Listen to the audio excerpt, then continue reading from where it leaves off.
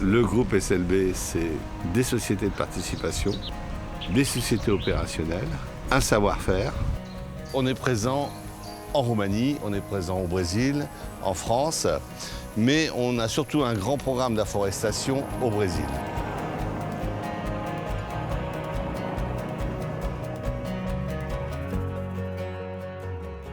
Et j'avais besoin d'une équipe jeune parce que le concept d'afforestation qu'on souhaitait mettre en place, il me fallait que je le démarre réellement avec des gens avec une expérience, mais pas trop pollués par des habitudes qui n'auraient pas pu nous permettre de faire ce programme d'afforestation. Et ça fait 40 mètres. 40 mètres. Plus de 40 mètres. Vous n'allez pas mesurer tous les arbres quand même. C'est les mêmes arbres. La statistique Oui. pour toutes les forêts. Pour l'extrapoler. Ah oui, extrapoler à l'ensemble de la forêt, quoi. Exactement. Ouais. Ça a poussé. Il faut imaginer qu'ici, c'était des prairies, soit des pâturages, soit des plantations céréalières. On a des beaux arbres aujourd'hui qui ont bien poussé et qui répondent sans doute à une demande croissante de bois aujourd'hui dans le monde entier. On est très attaché à cette ferme Cristal qui nous a servi comme un sacré pilote. Elle a précisément 12 ans. On a amélioré nos essences, nos productions, en partie grâce à Cristal et toutes les fermes qu'on a plantées au fur et à mesure. Enfin, c'est surtout Enrique et Juarez qui sont là pour m'accompagner au quotidien. Parce que la forêt, il ne suffit pas de planter, il faut l'accompagner. Je travaillais beaucoup en Europe et on commençait à avoir pas mal de nos industriels se délocaliser. On s'est précipité un peu sur le Brésil parce que j'avais plus une appétence avec les Portugais. Les Portugais ont amené le cadastre ici au Brésil, donc on a un vrai référent cadastral. C'était déjà une première importance pour nous, pour pouvoir nous implanter au Brésil. L'eucalyptus ici au Brésil, c'était surtout pour faire de la pâte à papier. Et moi j'ai dit à Enrique, on va faire des bois de qualité. Anteriormente, aqui era uma fazenda de pastagem, quando nós adquirimos, e nós fizemos o preparo de solo, a correção de solo, né? Fizemos o preparo mecânico e o plantio das árvores manual, né? As árvores na época tinham 30 centímetros de tamanho, e hoje nós temos árvores aí de 42, 45 metros. C'est vraiment impressionnant, quoi. Quand on voit ces arbres-là, on ne peut qu'être impressionné. Voilà. J'ai rencontré Stéphane il y a une quinzaine d'années et le projet qu'il m'a présenté est quelque chose qui m'a séduit parce que c'est proche de la nature, il y a ce respect de la forêt primaire qui est pris en compte et c'est une façon, je pense, intelligente d'investir un peu d'argent. Voilà.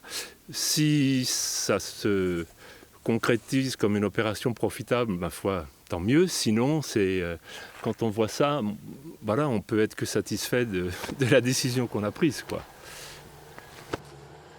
No passado, há 10 anos atrás, foi feito estudo, trabalho entre nós brasileiros e colegas da França, aqui na região, para conhecer todos esses possíveis clientes do grupo SLB e conseguindo assim destinar a madeira tanto para o papel e celulose, para a laminação, para os móveis, para a construção.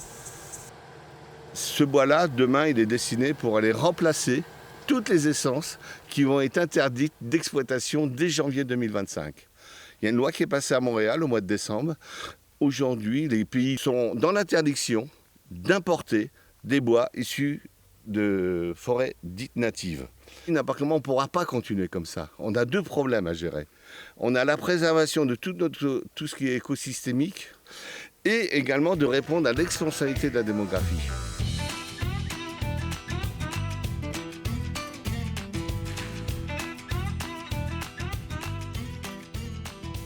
Ici, c'est le bureau administratif de la holding SLB.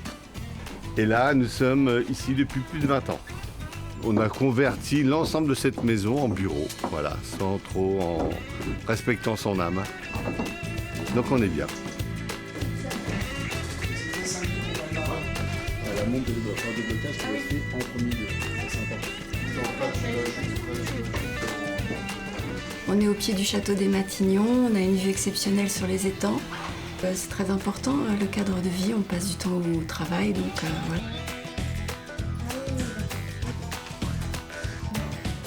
Ce qui est important pour moi aussi, c'est de travailler dans une activité qui est en raccord avec mes convictions éco-citoyennes. Mon père était agriculteur, exploitant forestier, après propriétaire forestier et ensuite négociant en bois. Donc tout ça, ça m'a apporté à travailler avec lui pendant 10 ans.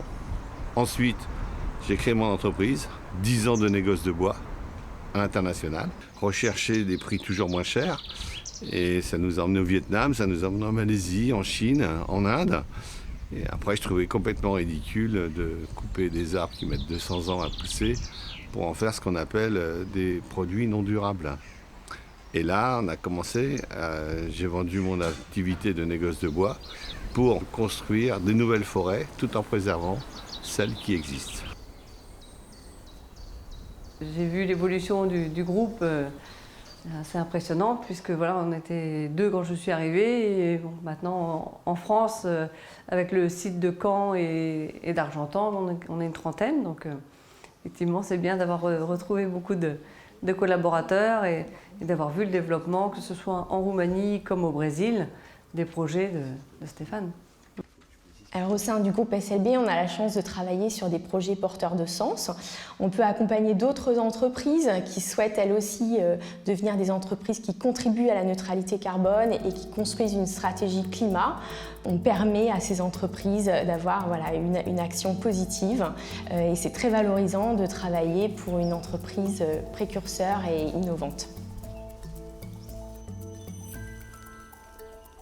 Donc concrètement, en fait, toute entreprise doit mettre en place une stratégie climat, c'est-à-dire que notamment, il faut chercher à tout prix à réduire ses émissions d'un côté, tout en augmentant les puits de carbone de l'autre. C'est deux conditions sine qua non, on est obligé. Et donc concrètement, comment ça se passe? Un arbre en grandissant va séquestrer le CO2 et ça en fait un puits de carbone puisque le CO2 de l'atmosphère vient être capté par l'arbre et donc est séquestré et transformé en carbone. Une entreprise a le choix pour augmenter les puits de carbone d'acheter des crédits carbone. Et en achetant des crédits carbone, ça va permettre de financer des projets comme celui de SLB au Brésil en plantant des arbres. Et c'est vraiment très très important de comprendre ça pour éviter tout greenwashing notamment. On a commencé à travailler sur ces sujets en 2010 avec SLB. On voit vraiment une demande croissante de tous nos investisseurs, que ce soit des privés, des fonds, etc., sur ces questions environnementales et sociales. Donc c'est vraiment très très important. Et nous aujourd'hui, on permet de répondre à nos investisseurs à toutes ces demandes et d'anticiper finalement la législation.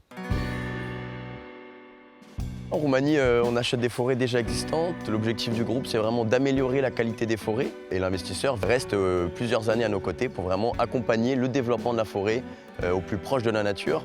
Et ce qui est important aujourd'hui en Roumanie aussi, on essaie vraiment de mettre en place des îlots de forêt en conservation, donc vraiment dites natives. Et c'est là où intervient la finance carbone, c'est-à-dire qu'aujourd'hui, le revenu d'une forêt est issu de la coupe de bois, des coupes de bois durables qui permettent d'avoir un retour financier. Mais demain, tout ce qui va être conservation de forêts natives en Roumanie, le modèle va tourner sur le crédit carbone, c'est-à-dire qu'on n'aura plus de coupe de bois. Et du coup, c'est le crédit carbone qui va permettre de financer vraiment la conservation des forêts. Nous travaillons sur la capitalisation forestière, plus que sur le prélèvement intensif de nos arbres. Donc on travaille sur le qualitatif. La sylviculture est complètement différente de celle de la France. On travaille sur une sylviculture beaucoup plus protectrice. Et même elle est moins dynamique qu'en France sur notre mode de prélèvement des arbres. Il n'y a pas de pousse naturelle à cet endroit parce que le couvert forestier est trop fermé. Mais c'est normal parce que nous avons une forêt aujourd'hui de 60 ans. Celle-ci, actuellement, on est en train de l'accompagner, de l'équilibrer. On va faire une coupe d'éclaircie, je pense, dans les 5, 6 ans, 7 ans qui vont venir, pour créer des puits de lumière, mais des faibles puits de lumière. Ensuite, on aura une régénération naturelle qui va pouvoir commencer.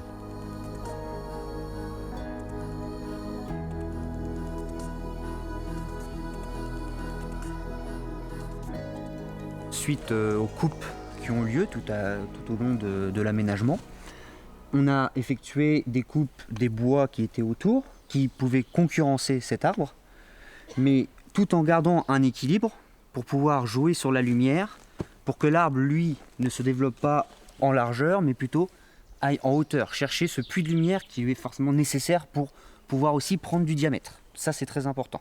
L'équilibre, c'est toujours ce qu'on recherche dans la sylviculture, la mesure, l'équilibre parfait entre la lumière disponible au sein du peuplement.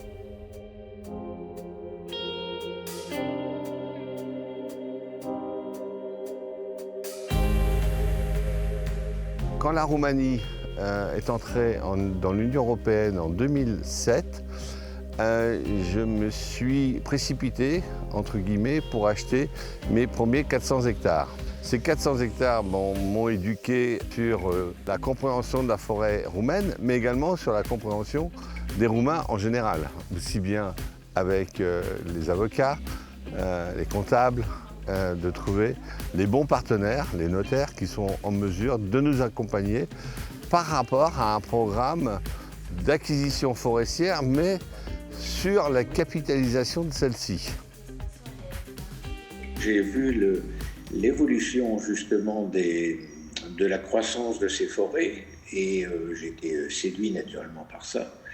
Et si vous voulez, ce qui m'a toujours impressionné, c'est l'entourage de M. Le Dentu, tant au Brésil qu'en Roumanie, qui réalise donc une équipe soudée, compétente, diversifiée. Et si vous voulez, il y a toute une batterie de juridiques qui est à côté des investisseurs qui leur permet d'investir dans des choses tangibles et sûres, si vous voulez. On prépare ensemble avec Mihai. Il fait la part d'avocat, je fais la part de notaire. Et ensemble, on fait les teams juridiques de M. Le Dentu. Je suis diplômé dans l'école forestière. Je suis diplômé avec le lycée forestier et aussi la faculté de biologie et bien sûr du droit. C'est une coïncidence, mais une coïncidence heureuse. C'est notre travail non seulement juridique, mais aussi émotionnel, personnel, que toutes les choses se bougent dans une manière légale et rapide. Le groupe a beaucoup évolué depuis le début, sûrement après l'arrivée de notre directeur forestier. Et on a commencé à acheter beaucoup de forêts et on a commencé à prendre plusieurs projets avec des investisseurs. Maintenant, nous avons un financement en cours de la Banque européenne d'investissement qui est un très grand projet pour nous. Mais aussi en touchant le côté environnemental. En Roumanie, nous sommes aussi certifiés FSC, Forest Stewardship Council. Ça donne une valeur au groupe du point de vue du respect de l'environnement, les bonnes pratiques sociales concernant les écosystèmes forestiers. Sur la partie sociale, accompagné par l'entreprise Kinomé, on a mis en place des mesures d'impact en Roumanie et au Brésil, avec ensuite des plans de progrès pour chercher à améliorer toujours plus notre impact environnemental et social. On vient le résumer, on vient le reporter annuellement dans la comptabilité CARE, qui est une comptabilité multipartie, c'est-à-dire avec des capitaux financiers, social et environnemental. Ce qu'on cherche à faire et à montrer, c'est qu'on peut avoir un bon capital financier tout en ayant un bon capital social et environnemental. A forma mais comum aqui no Brasil de plantar o eucalipto é para papel e celulose. E eles fazem mais intervenções na floresta, né? Fazem o corte total a cada 7 anos. Então não dá tempo da floresta se regenerar. Não dá tempo de vir o subbosque, não dá tempo do banco de sementes nativo conseguir crescer, né? Então, com a nossa forma de gestão mais longa, mais durável, a gente consegue ver isso crescendo com mais força. O Grupo SLB tem o objetivo de preservar a floresta natural e plantamos hoje em torno de 60% da floresta, 40% é preservado. Mesmo que tenha mais áreas para ser plantado na fazenda, a gente sempre mantém essa proporção de 40% para preservar o estoque de água no solo e também proteger a fauna local. A floresta de eucalipto, ela é uma floresta comercial, mas ela tem a função de proteger esses animais.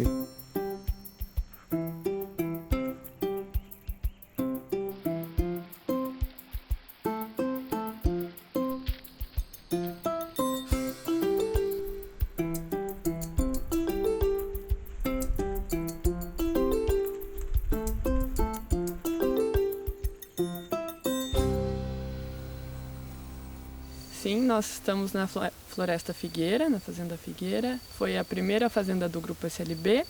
Ela tem 13 anos agora, quase 14 anos. E ela passou por 3 desbastes. O último desbaste dela foi no ano passado, faz um ano. E é a floresta que a gente tem a maior diversidade de subbosque da floresta. A gente pode ver muita diversidade de floresta nativa junto com a floresta de eucalipto. E isso ajuda muito a fauna a se recuperar aqui na floresta. Ela serve também para recuperar os solos, se tem algum nutriente que a gente não tem, que a gente tem alguma ausência, para melhorar a qualidade do ar e a qualidade da água no subsolo da floresta. A gente mede a qualidade da floresta em si com a certificação FSC. É uma certificação internacional, a gente é auditado todos os anos, que prova que a gente segue todos os procedimentos ambientais, econômicos e sociais dentro da floresta. Ici, nous sommes dans le bois de Millard, donc c'est une forêt qui représente un massif forestier de 33 hectares qui est détenu donc, par le groupe SLB. On a une forêt qui est extrêmement intéressante par plusieurs aspects, notamment parce qu'il y a une mixité entre le feuillu et le résineux avec des coupes vraiment jardinatoires et d'amélioration, c'est-à-dire qu'on travaille uniquement en régénération naturelle. Comme le sapin ici, on peut voir un peu de chêne ici qui est en régénération. On trouve un peu de châtaignier également. On a du charme qu'on peut voir là, on a du hêtre aussi, donc voilà ce qu'on peut trouver dans cette forêt qui est très riche en biodiversité. D'ailleurs, c'est une forêt aujourd'hui sur laquelle on fait des études de sol avec l'entreprise Genesis. Avec derrière, on va faire des analyses physico-chimiques et biologiques de ces analyses, de ces prélèvements de sol, afin de savoir quelles essences résistent le mieux au changement climatique, parce qu'aujourd'hui c'est un gros enjeu pour nous forestiers. Donc comment adapter finalement notre gestion et les essences qui vont survivre demain au changement climatique en fonction de la qualité des sols que l'on va trouver suite aux analyses et aux travaux de Genesis.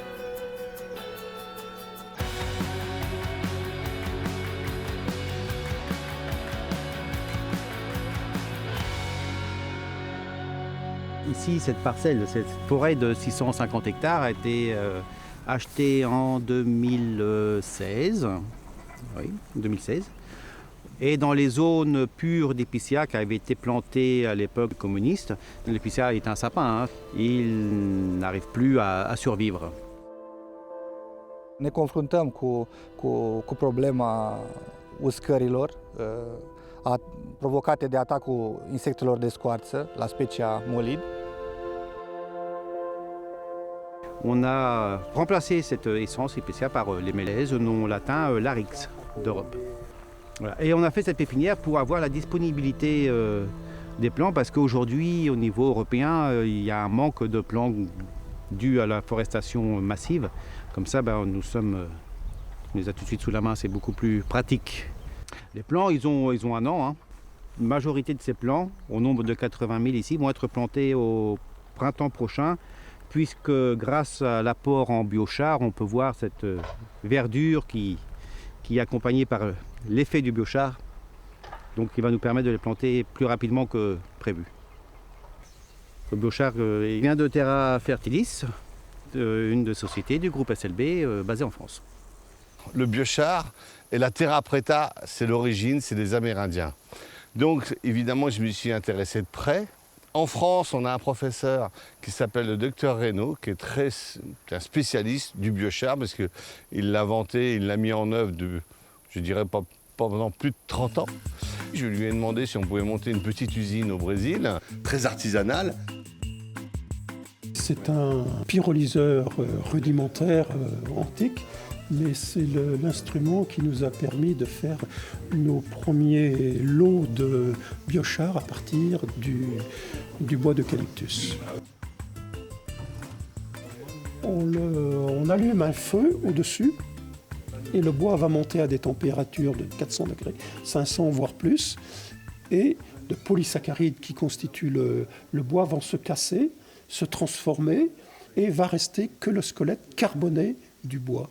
Et ce squelette carboné qui va garder la structure poreuse ayant la forme des cellules végétales, eh bien, vont constituer donc le biochar à très haute surface spécifique. On sait que ces milieux poreux sont des super adsorbants. Et pour qu'un sol soit très fertile, eh bien, il faut qu'il y ait des super adsorbants dans le sol pour retenir d'abord l'eau et retenir les sels minéraux. Donc, quand on a un super adsorbant qui est d'origine naturelle, eh bien, c'est super, quoi. Et donc, les résultats se sont avérés très satisfaisants. On les a fait analyser en Allemagne avec EBC, avec surtout sur notre préoccupation, la rétention en eau. Donc, il s'avérait que cette machine-là, elle a quand même tourné. Elle a tourné plus de 3 ans avec ses difficultés. Mais ça nous a permis également de pouvoir mettre du biochar dans nos plantations. Les essais, ça fonctionne. Ça marche.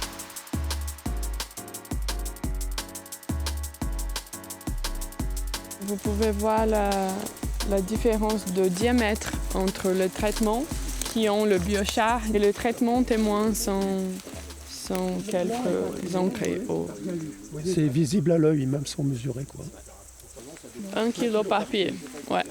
C'était aussi un dosage pratique pour nous de mettre dans le sol, parce que si on utilise un dosage très grand, c'est très difficile de prendre parce que le biochar il est très léger. Donc 1 kilo, c'est bien. On a mis jusqu'au moment de la plantation, mais après on n'a pas mis. La durée de vie de ce biochar dans le sol, c'est plusieurs siècles. Donc on le met une fois terminé.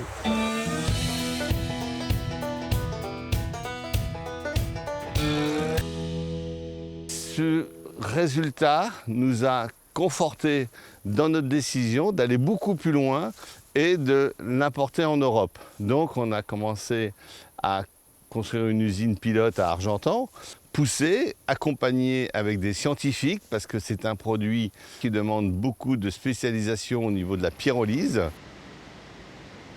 Ce qui est important, c'est que le procédé de pyrolyse génère beaucoup d'énergie.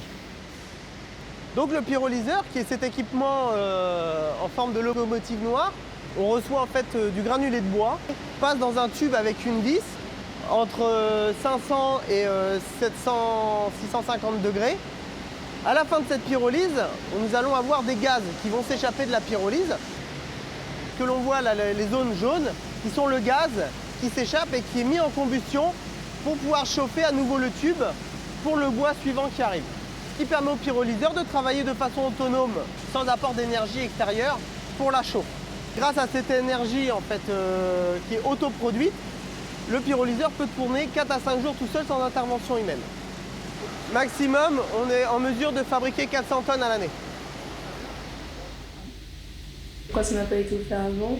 Aussi, il y a aussi la réglementation européenne ou française où le biochar était considéré comme un déchet. Donc on ne pouvait pas le commercialiser comme on commercialise n'importe quel autre produit. Nous commercialisons sous forme de plusieurs packaging. Nous avons 2 sortes de biochar, un biochar pur et un biochar mycorhizé, spécial plantation pour la bonne reprise des racines. En plantant le biochar, vous contribuez à la restructuration du sol et à toute cette économie circulaire environnementale. L'idée est de développer cette usine, d'augmenter sa capacité de production via un 2e pyrolyseur, donc qui sera mis en service en janvier 2024. Un des projets phares de l'entreprise est également de récupérer la chaleur fatale du pyrolyseur, afin de s'en servir en interne, donc de chauffer nos propres locaux, mais également de la partager aux entreprises voisines qui seraient intéressées de la récupérer également. Donc on pourrait créer ainsi un réseau de chaleur sur Argentan.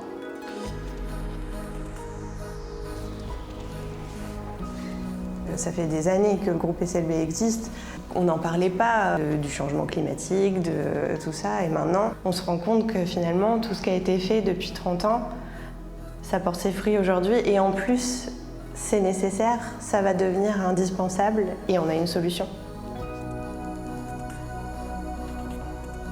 Je trouve que travailler ici, ça donne un sens environnementale qui fait du bien à la planète. Pour moi, si on veut emmener les gens dans un programme en harmonie avec la nature, nous sommes dans l'obligation d'avoir une économie en face. Autrement, ça s'arrête. Donc c'est pour ça qu'on veut absolument associer l'économie à l'écologie. Ça nous a fait l'éconologie. Et moi, ça correspond complètement à l'ambition que nous avons pour préserver l'ensemble de tous nos actifs forestiers.